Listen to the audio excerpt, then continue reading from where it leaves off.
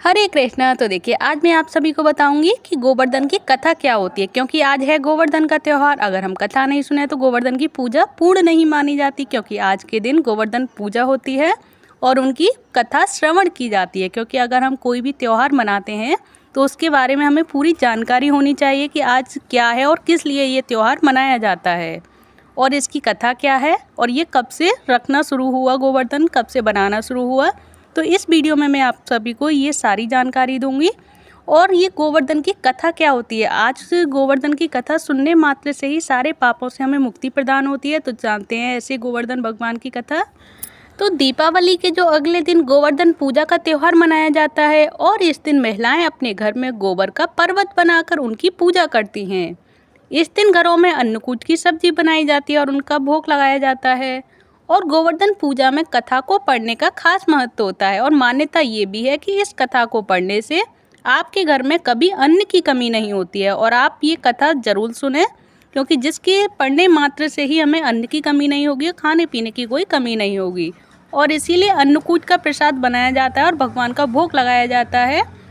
और चलिए अब मैं आप सभी को सुनाती हूँ गोवर्धन पूजा की कथा।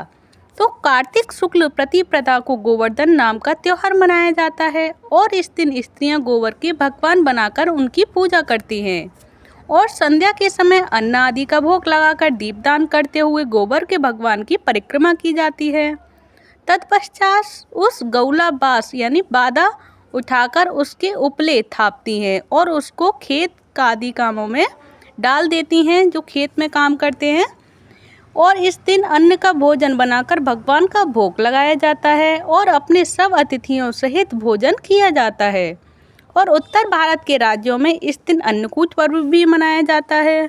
तो चलिए अब जान लेते हैं ये गोवर्धन कब से मनाना शुरू हुआ और इनकी कथा क्या है, गोवर्धन भगवान की क्या कथा है।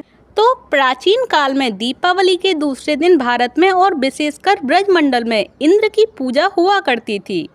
श्री कृष्ण भगवान ने कहा कि कार्तिक में इंद्र की पूजा का कोई लाभ नहीं है, इसलिए हमें गौ के वंश की उन्नति के लिए पर्वत वृक्षों की पूजा करते हुए न केवल उनकी रक्षा करने की प्रतिज्ञा लेनी चाहिए, अपितु पर्वतों और भूमि पर घास पौधे लगाकर हमें वनोत्सव भी मनाना चाहिए।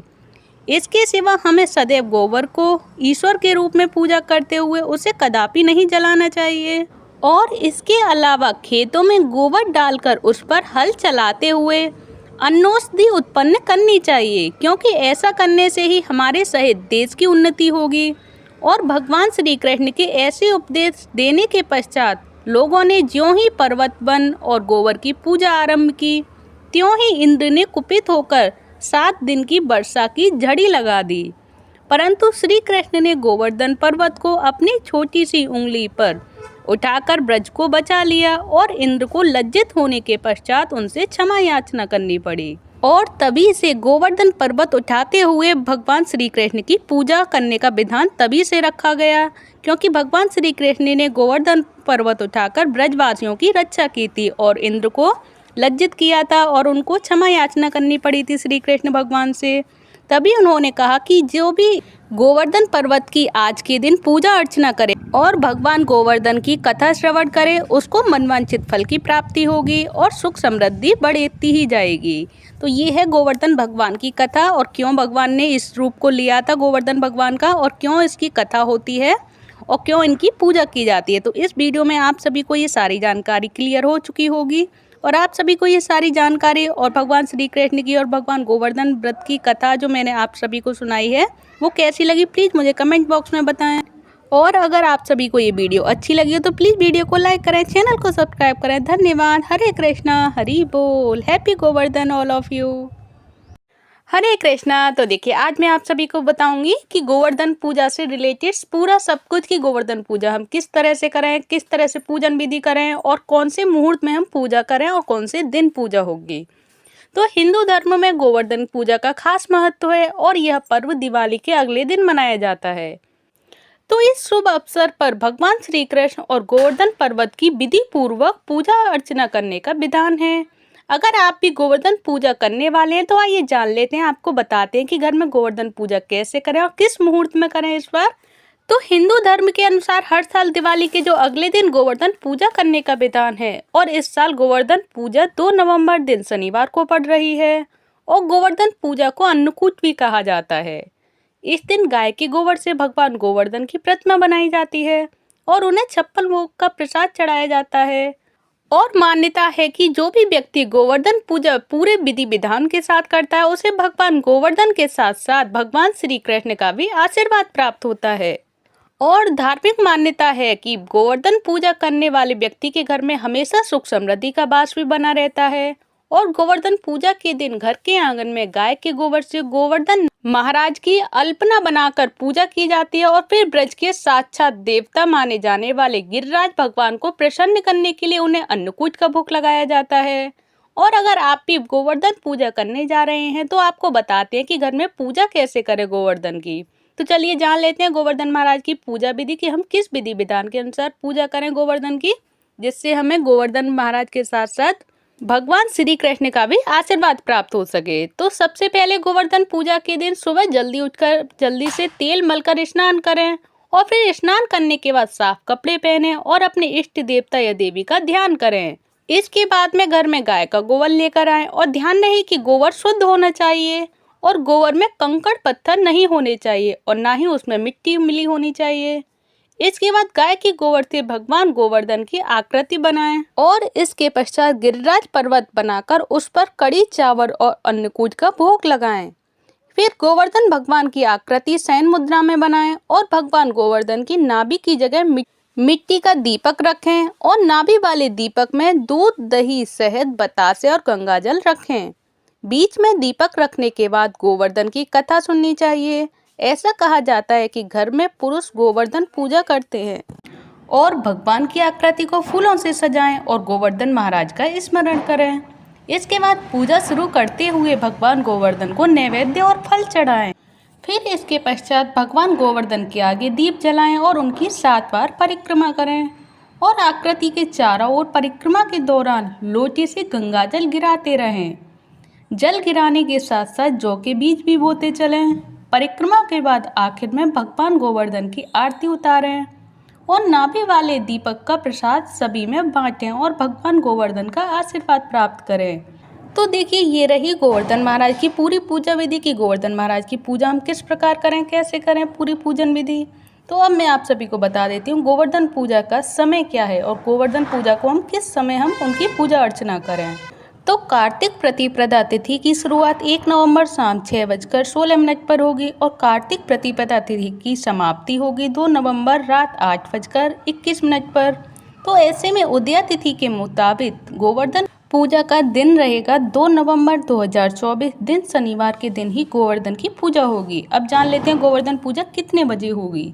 तो गोवर्धन पूजा का जो शुभ मुहूर्त है वो 2 नवंबर की शाम 6:30 से 8:45 तक रहेगा और वहीं गोवर्धन पूजा के लिए कुल 2 घंटे 45 मिनट का समय रहेगा। इसी समय पर आप सभी पूजा विधि करें जिससे आप सभी की शुभ पूजा हो।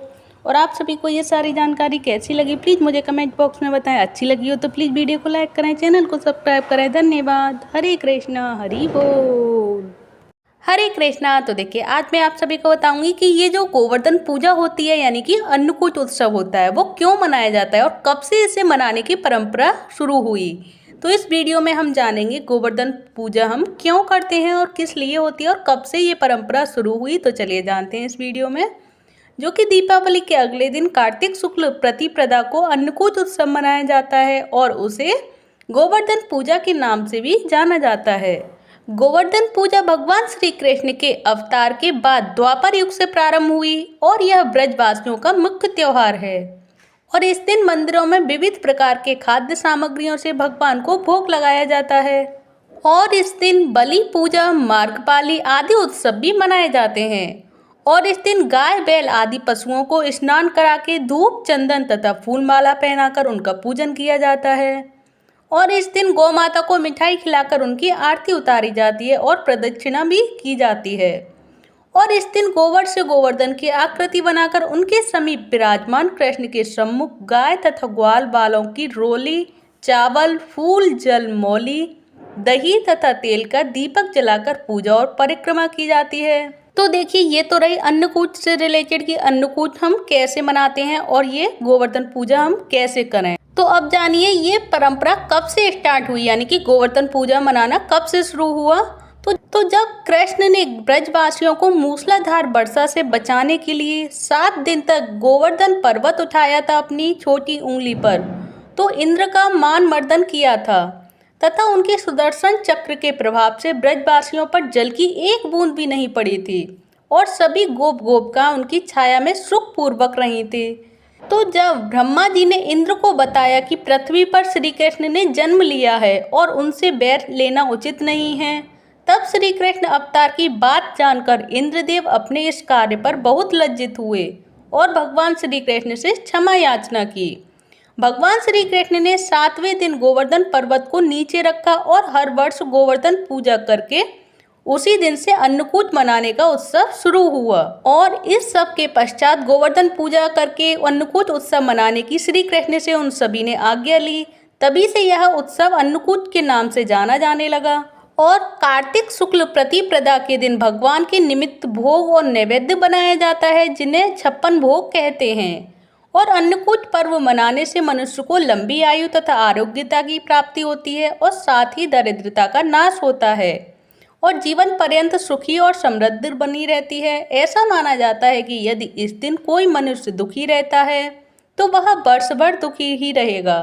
इसलिए हर मनुष्य को इस दिन प्रसन्न रहकर भगवान श्री कृष्ण को प्रिय अन्नकूट उत्सव को भक्ति पूर्वक तथा आनंद पूर्वक मनाना चाहिए। इस उत्सव को तो आप सभी को ये सारी जानकारी कैसी लगी और अन्नकूट उत्सव और गोवर्धन पूजा की मान्यता कब से हुई, ये सारी जानकारी आप सभी को कैसी लगी, प्लीज़ मुझे कमेंट बॉक्स में बताएं। अगर अच्छी लगी हो तो प्लीज़ वीडियो को लाइक कर दें, चैनल को सब्सक्राइब करें। धन्यवाद। हरे कृष्णा, हरि बोल।